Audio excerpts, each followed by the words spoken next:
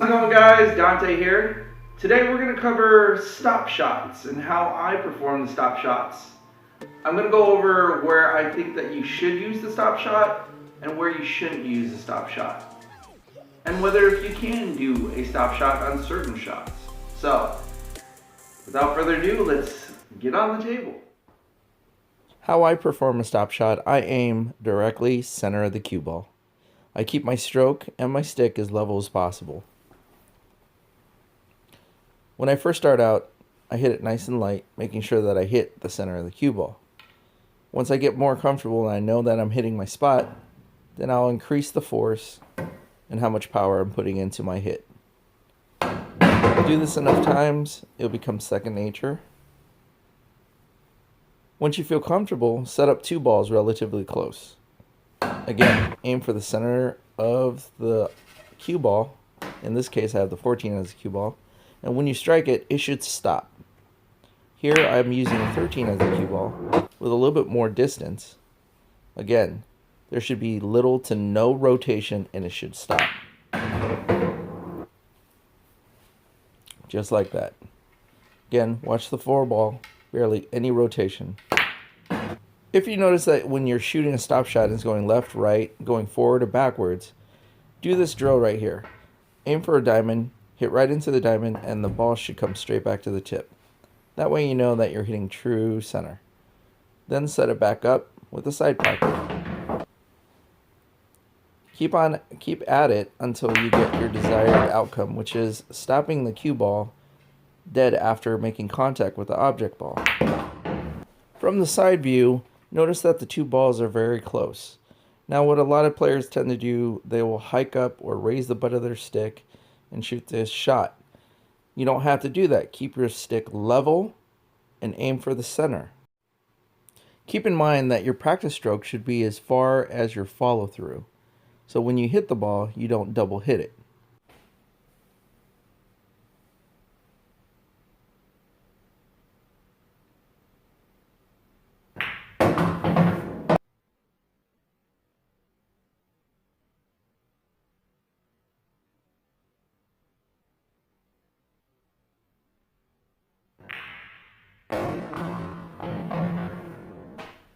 Here, this is why it's a bad idea to hike up the butt of your stick. It causes backspin on the cue ball, and this will result in a foul.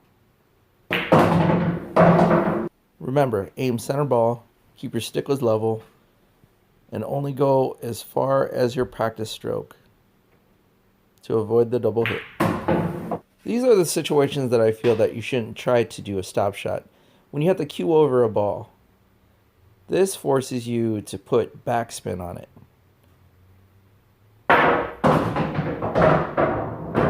In this example, if you try to hit top on it, it's considered to be a double hit, because if the cue ball travels at the same speed as the object ball, that means that you hit it twice.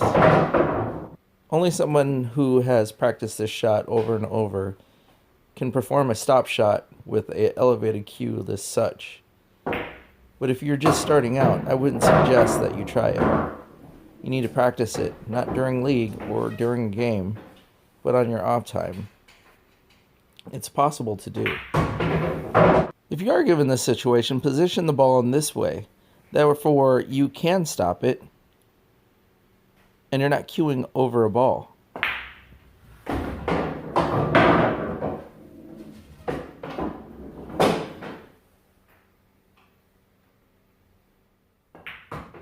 Let's go over some situations where you should use a stop shot. This would be a bad idea for a stop shot, simply because the 8 ball is not in line from the cue ball, 8 ball, and corner pocket.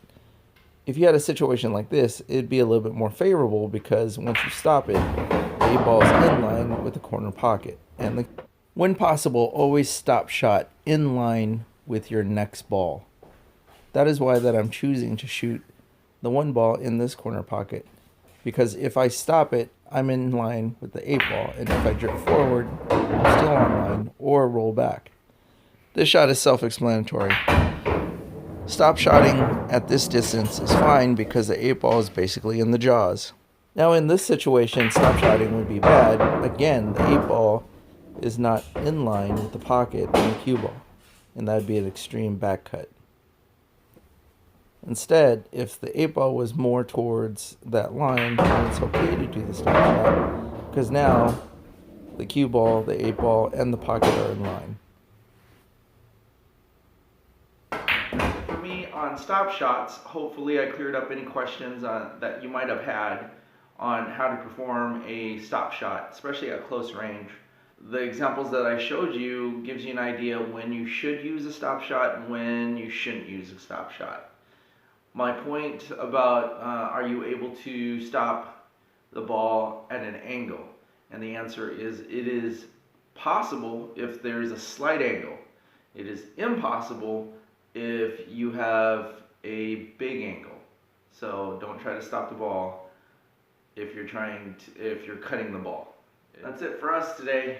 From me, Yoshi, and the rest of Talking Runs and Making Runs. Hopefully you do your practicing, put in your table time. That's the only way that you're going to get consistent. And hopefully I'll see you on the table.